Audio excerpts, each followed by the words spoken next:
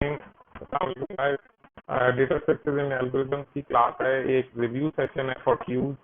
आपके कुछ स्टूडेंट्स जो थे वो बहुत उतावले थे कि जी हम ईद पे चले जाएं and they I think didn't attended the last lecture. Luckily thanks to concept, बहुत दुआएं दीजिएगा उन्हें कि कॉन्सेप्ट ने ये ऑनलाइन सेशन रखी है और हम ये ऑनलाइन सेशन यहाँ आपको दोबारा करवा रहे हैं। तो चलें जल्दी से क्यूज हैं। मैं I won't dive deep into the topic, लेकिन मैं जल्दी जल्दी आपको चीजें समझा दूंगा कि क्यूज होती क्या है। बाकी आप साइट को या बुक को या इंटरनेट को देख के चीजें समझ लीजिएगा इंशाल्लाह। तो क्यूज जो हैं ये एक और हमारे पास डेटा स्ट्रक्चर है जस्ट लाइक स्टैक, लेकिन डिफरेंस ये है कि इस डेटा स्ट्रक्चर के अंदर हमारे पास जो हम फॉलो करते हैं rule, that is linear structure which follows first in first out rule, just like a Q. जिस तरह आपकी डिफरेंट जगहों पर क्यू बनती है, आप एक गिटार बना लेते हैं तो जो हेड होता है, जो लीड कर रहा होता है क्यू को, सबसे पहले वो इंटरटेन होता है। क्यू के बेसिकली दो ऑपरेशन हैं। पहला ऑपरेशन है एन क्यू और दूसरा ऑपरेटर है dequeue. Enqueue is entering an element into the queue and dequeue is removing an element from the queue, जिसका स्टैक में पुश और पॉप था। स्टैक का पुश और पॉप जो है वो एक ही एंड से हो रहा था, जिसको हम कह रहे हैं, और उसके लिए जो पॉइंटर रिक्वायर था वो था टॉप पॉइंटर। क्यू के अंदर हमारे पास दो पॉइंटर्स होंगे, एक रियर पॉइंटर होगा और एक फ्रंट पॉइंटर होगा। फ्रंट पॉइंटर इंडिकेट कर रहा होगा कि ये आपकी क्यू का फ्रंट है, और जब भी कभी डिलीशन होगी या डी क्यू ऑपरेशन होगा तो डी क्यू ऑपरेशन हमेशा फ्रंट से कैरी आउट किया जाएगा। जब भी कभी इंसर्शन होगी तो इंसर्शन हमेशा रियर पोर्शन से या रियर पॉइंटर से आपके पास इंसर्शन होगी। एलिमेंट जो है वो रियर पॉइंटर को यूज करते हुए इंसर्ट किया जाएगा। अब इसकी इंप्लीमेंटेशन जो है क्यू की इंप्लीमेंटेशन जस्ट लाइक स्टैक की इंप्लीमेंटेशन है कि हम इसको अरेज के थ्रू भी इंप्लीमेंट कर सकते हैं और हम इसको लिंक लिस्ट के थ्रू भी इंप्लीमेंट कर सकते हैं। तो हमने ये बात एक कर ली थी कि हम क्लास के अंदर और प्री लैब के अंदर, अपनी लैब 8 की जो प्री लैब है उसके अंदर हम अरे इंप्लीमेंटेशन जो है वो देख लेंगे, और जो लैब 8 का टास्क होगा वो basically link list implementation of Q होगी। ठीक है, और बहुत आसान सा काम है। अगर आपको यहाँ समझ आ गई तो वो लैब भी इंशाल्लाह आप बड़े इजीली कर लोगे। तो टाइप ऑफ क्यूज हमारे पास कौन कौन सी क्यू है? नॉर्मली हमारे पास लीनियर क्यू होगी। लीनियर क्यू क्या है कि फ्रंट और रियर जो है ये पॉइंट आउट करेंगे आपके क्यूज के एंड को, और इंसर्शन और डिलीशन जो है वो इन्हीं दोनों से होगी। सर्कुलर क्यू है। सर्कुलर क्यू ये है कि हम देखेंगे लीनियर क्यू के अंदर एक प्रॉब्लम आ जाता है कि लीनियर क्यू फुल शो करने लग जाती है अपने आप को, जबकि वो फुल नहीं होती। तो उस चीज को ओवरकम करने के लिए हमारे पास सर्कुलर क्यू की ऑप्शन है। तो सर्कुलर क्यू को भी हम पढ़ेंगे, हम अभी क्विकली देख लेंगे। डबल एंडेड क्यू जो है अभी फिलहाल तो हमारा मिड टर्म तक का ये कोर्स नहीं है, अगर हमें ये चाहिए भी हुआ तो हम इसको बाद में ऐड कर लेंगे। अच्छा, फीफो प्रिंसिपल ऑफ क्यू क्या है?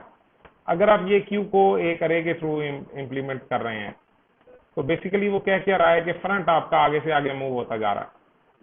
आपका पहला एलिमेंट इंसर्ट होगा, लेट्स से कि ये आपने लिखा हुआ है यहाँ फ्रंट इज एट इंडेक्स 5 और rear is eight index 10।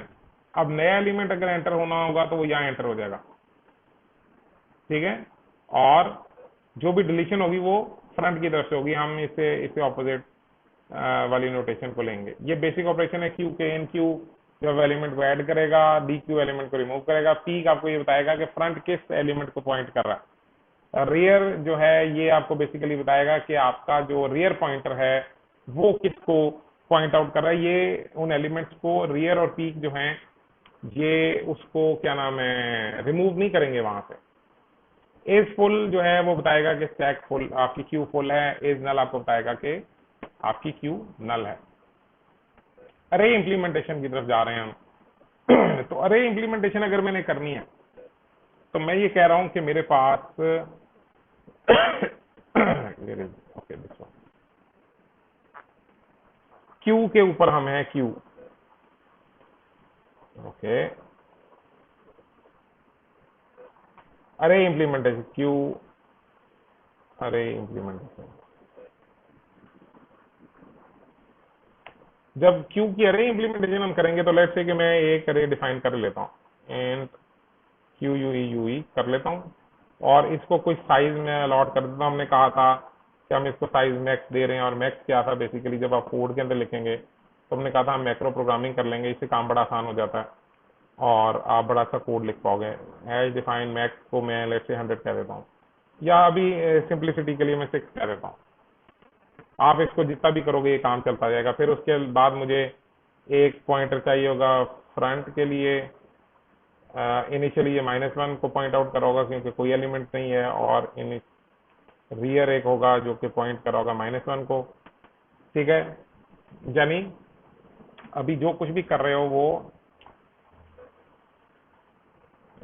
Paint पे चलते हैं। ओके, और पेंट की मदद लेते हैं, साइज पेंसिल थोड़ा सा। अब जो आपके पास क्यू मैंने बनाई है वो क्यू कुछ इस तरह है कि आपके पास 6 एलिमेंट हैं।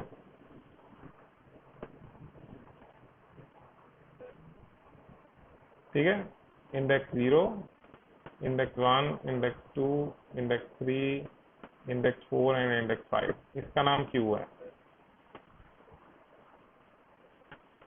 ठीक है, और मेरे पास जो फ्रंट है उसको मैं फिलहाल फॉर सिंप्लिसिटी एफ कर रहा हूँ, और जो रेयर है उसको मैं यहाँ, क्योंकि यू कैन सी के माउस से लिखना इतना आसान नहीं है। ये दोनों जो है ये आउटसाइड द क्यू पॉइंट कर रहे हैं, दोनों किसी एक वैल्यू को पॉइंट कर रहे हैं। इनमें से ये यहाँ कहीं भी नहीं है, यानी क्यू के अंदर कोई एलिमेंट नहीं है मेरे पास। तो मेरे पास दो बेसिक ऑपरेशन हैं, एक है डी क्यू और एक है एन क्यू। इन क्यू जो है ये बेसिकली ये क्या कर रहा है, ये क्यू के अंदर वैल्यूज को इंसर्ट कर रहा है। तो जब भी कभी इन क्यू किया जाएगा तो कुछ कंडीशन है जिनको चेक किया जाएगा। नंबर 1, पहली कंडीशन क्या है? पहली कंडीशन मुझे ये कह रही है कि आपने ये देखना है कि आपकी क्यू एम्प्टी तो नहीं।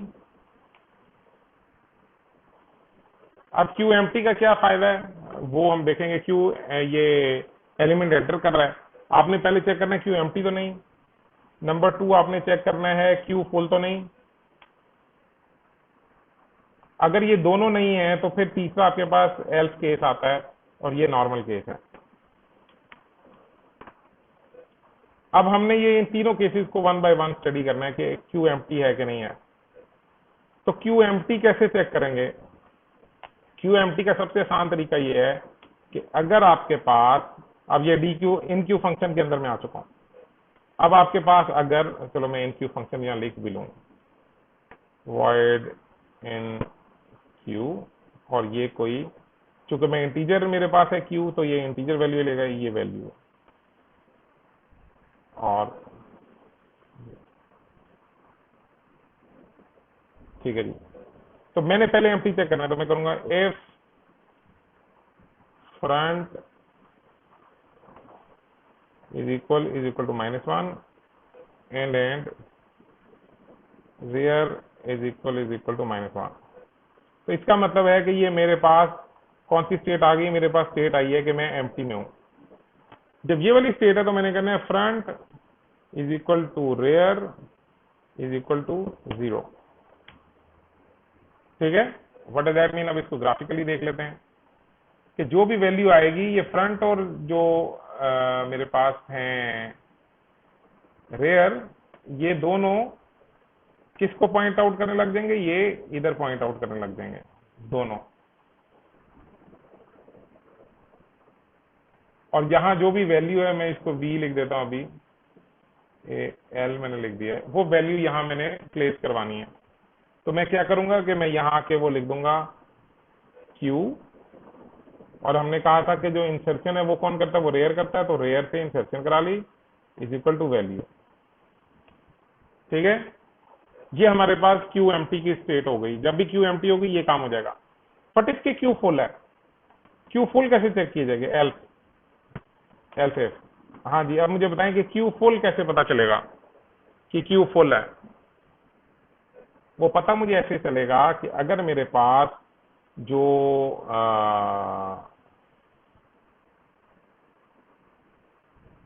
मतलब जो रियर है उसकी वैल्यू जो है वो मैक्स -1 है। अगर तो ये कंडीशन है तो मैं कहूंगा कि मेरे पास मेरी क्यू जो है वो फुल है। ठीक है। फॉर एग्जाम्पल मैं वैल्यूज एंटर करता गया, वैल्यू यहाँ एंटर हुई, वैल्यू यहाँ एंटर हुई एंड सो ऑन। तो रेयर जो है वो एंड तक पॉइंट आउट करेगा। हम चलो इस कंडीशन को बाद में देखेंगे, इस कंडीशन को ग्राफिकली बाद में देखेंगे, लेकिन यहाँ मैं सी आउट करा दूंगा। I won't do anything, I simply से कि क्यू इज फुल। अगर ऐसा भी नहीं है तो ये नॉर्मल कंडीशन है, ये मेरे पास, यहाँ मैं इसको कमेंट भी कर देता हूँ, ये मेरे पास नॉर्मल कंडीशन है। तो नॉर्मल कंडीशन में आके मैंने क्या करना है, नॉर्मल कंडीशन में मैंने करना है कि मैं जिस भी रेयर को पॉइंट आउट कर रहा हूं उसको मैंने प्लस प्लस करना है, यानी rear is equal to rear plus 1, और मैंने क्यू के रेयर पे वो वैल्यू रखवा देना। ठीक है।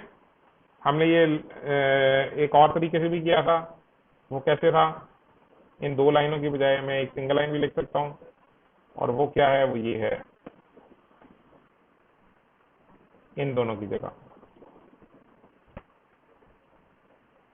यानी रियर की वैल्यू को पहले इंक्रीमेंट करो फिर वैल्यू लगाओ। लेट्स से कि मेरे पास ये सिनेरियो है कि मेरा जो रेयर का फंक्शन है वो, मैं कलर भी चेंज करता हूँ, ब्लैक बॉडी, रेयर यहाँ पॉइंट कर रहा है और मैंने फिर इनक्यू कॉल की है। तो क्या करेगा, पहले रेयर को इंक्रीमेंट करेगा और यहाँ वैल्यू रख देगा जो नई वैल्यू है। ठीक है। और रेयर यहाँ की बजाय यहाँ पॉइंट आउट करने लग जाएगा। ये करवा रहा हूं मैं इसे। इसी तरह जब मैं एलिमेंट एंटर कराता जाऊंगा तो रेयर जो है वो यहाँ आएगा और फाइनली यहाँ आ जाएगा। ठीक है। जब रेयर यहाँ आ जाएगा तो इसका मतलब है कि इसके बाद जो भी वैल्यू मैं इंसर्ट कराऊंगा वो वैल्यू यहाँ एंटर हो नहीं सकती। तो इसका मतलब है कि मेरी क्यू फुल हो चुकी है। तो ये बेसिकली इन क्यू ऑपरेशन था आपके पास, आपकी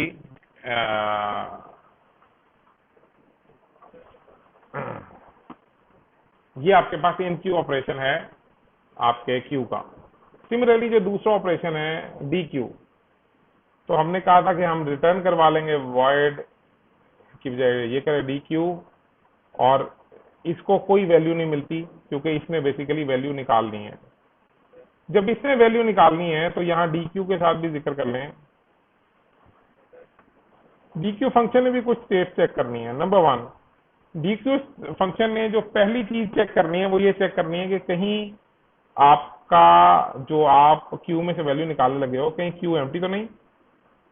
तो क्यू एम्प्टी की टेक्निक तो हमारे पास वही है, तो मैं उसको ही कॉपी कर लेता हूं। ये है, अगर तो मेरा जो मेरी क्यू है उसमें कोई एलिमेंट ही नहीं है और मैं को डी क्यू करने जा रहा हूं, तो मैं सिंपली यहां एक मैसेज प्रिंट करा दूंगा कि सी आउट क्यू इज एम्प्टी। अगर क्यू एम्प्टी नहीं है तो दूसरी चीज क्या हो सकती है, दूसरी चीज ये है कि क्यू में सिंगल एलिमेंट हो। ठीक है। सिंगल एलिमेंट से क्या मुराद है कि क्यू में और वैल्यू नहीं है, अकेला एक ही एलिमेंट है। और तीसरी कंडीशन जो है वो नॉर्मल कंडीशन है। तो मैं यही करने लगा हूं, जिसका मैंने आपको क्लास में भी समझाया था कि मैं जो दूसरी कंडीशन है ना, मैं उसको छोड़ के, उसकी जगह हम छोड़ देंगे लेकिन उसको लिखेंगे बाद में, वो बड़ी मेक सेंस करेगा अगर हम इसको भी फिलहाल छोड़ देते हैं, लेकिन आएगी इसकी तरकीब ऐसे ही है। और ये एल्स पे आ जाते हैं। ठीक है जी। ये नॉर्मल कंडीशन है। नॉर्मल कंडीशन क्या है कि आपके पास ये एलिमेंट्स हैं, फ्रंट इधर है और रेयर इधर है। मैंने एक वैल्यू डी क्यू करनी है। डी क्यू कहां से होनी है, फ्रंट से होनी है डी क्यू। तो मैं क्या करूंगा, मेरे पास क्यू एम्प्टी नहीं है और इस सिनेरियो में क्यू में सिंगल एलिमेंट भी नहीं है, क्यू में 6 एलिमेंट है। तो मैं क्या काम कर रहा हूं कि मैं रिटर्न कर रहा हूं, क्योंकि मैं यहां रिटर्न करवा रहा हूं, मैं रिटर्न करवाने लगा हूं क्यू, और क्या कराने लगा हूं, फ्रंट प्लस प्लस। ठीक है। मैं फ्रंट को इंक्रीमेंट कर रहा हूं बाद में। ठीक है। लेकिन फ्रंट जिस चीज को पॉइंट कर रहा है वो वैल्यू मैं वहां भेज रहा हूं। इसको मैंने कहा था कि इसको करने के दो तरीके हो सकते हैं, जो दूसरा तरीका है वो मैं अभी आपको बताता चलूँ, ये मैं यहाँ ब्रैकेट्स में लिख रहा हूँ। वो ये था कि x is equal to, say that x is equal to front, फिर आप कहोगे front is equal to front plus 1, और फिर आप कहोगे रिटर्न x। अब या तो आप ये 3 लाइनें लिख लें, या आप अकेली ये लाइन लिख लें, it will do the same thing. तो होगा क्या, जब मैं पहली दफा डी क्यू कराऊंगा तो फ्रंट यहां से हट के किधर, इस जगह पे आ जाएगा, फ्रंट यहां से हटेगा और इधर आ जाएगा, ठीक है। ये वाली वैल्यू जो है ये रिटर्न हो जाएगी, जो ये वाली वैल्यू है, ये वैल्यू जो है ये रिटर्न हो जाएगी, और फ्रंट जो है वो आगे आ जाएगा। इसी तरह जब मैं डी क्यू करवाता जाऊंगा तो एक टाइम आएगा कि मेरे पास ये जो मेरा पॉइंटर है, रेयर पॉइंटर, वो यहां से इधर से इस जगह पे आ जाएगा, ठीक है। अब गौर करो कि जब ये इस जगह पे आएगा तो इसका मतलब है कि रेयर और फ्रंट दोनों एक ही जगह पे अप्लाई को पॉइंट आउट कर रहे हैं। इसका मतलब है कि मेरे पास एक ही एंट्री अवेलेबल है मेरी क्यू के अंदर। तो एक ही के लिए क्या एंट्री आई सिंगल एलिमेंट के लिए, कि अगर फ्रंट और ये दोनों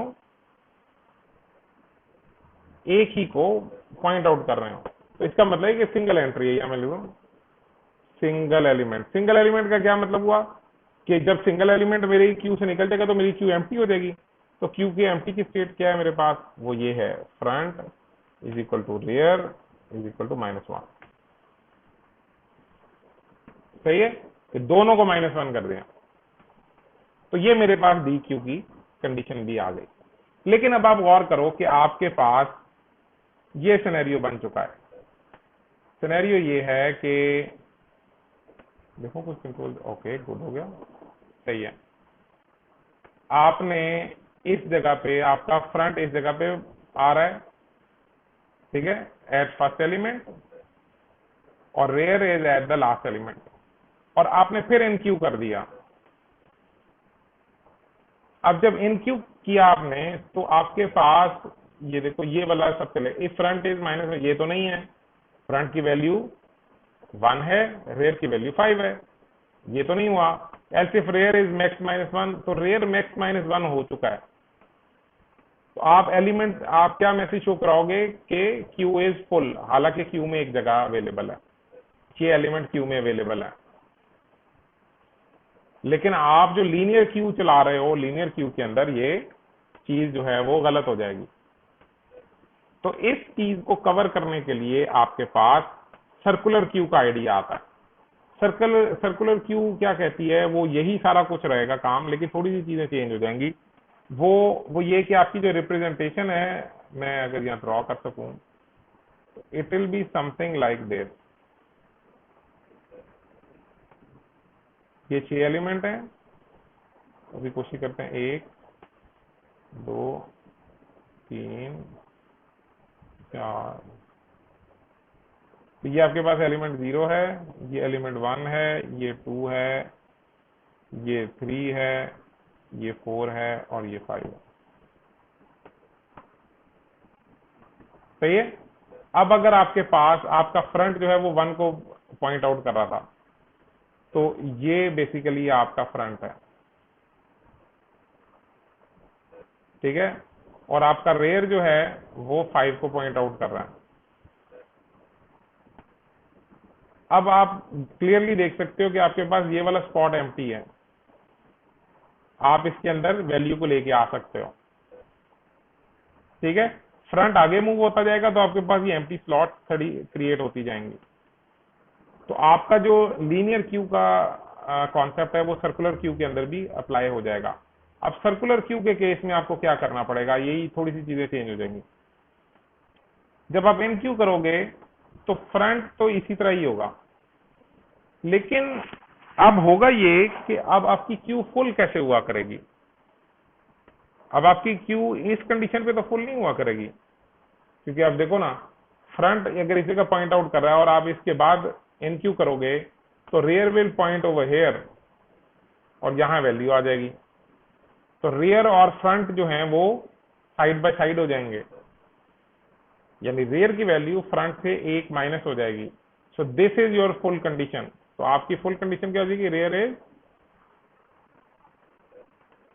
जब भी रियर ये वाली कंडीशन में होगी तो यू विल से कि अब आपकी क्यू फुल है, आप फ्रंट से एक एलिमेंट पीछे हो।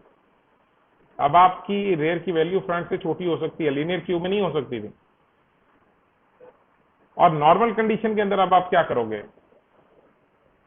अगर आप ये काम करने जा रहे हो कि आपका फ्रंट इस जगह पे है और आपका रेयर 5 पे है, आप वैल्यू 0 पे एंटर करना चाहते हो, तो उसके लिए आपको क्या करना पड़ेगा? आपकी जो नॉर्मल कंडीशन है वो थोड़ी सी चेंज हो जाएगी, ये वाला काम। ठीक है, ये वाला काम कैसे चेंज हो जाएगा? मैं इसको भी लिखकर रहने देता हूं और मैं यहाँ आपको बताता हूँ कि क्या कर रहा हूं मैं। बेसिकली रेयर +1, ठीक है, रेयर में 1 ऐड करो और इसका मॉड लो विद मैक्स। ठीक है, जो भी आपके पास वैल्यू आए उस जगह पे जाके आप